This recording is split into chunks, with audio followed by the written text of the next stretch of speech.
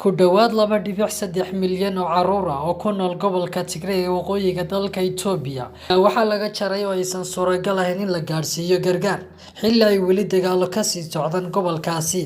Sidaasi waxaa sheegtay qaramada midoobay iyadoo ay jirto heshiisyo lala galay dowladda Itoobiya. Haddana hay'adaha gargaarka waxay sheegayaan in loo diiday inay galaan gobolka Tigray.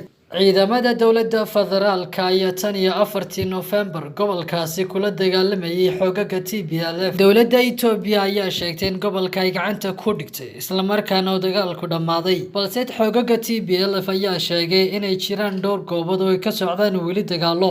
Kumanaan qof ayaa la rumaysan yahay in lagu dilay dagaalkaasi gobolka Tigray. waxaa sidoo kale ku barakacay dad gaadhaya 50 kun oo u tallaabay dhanka xuduudda Suudaan.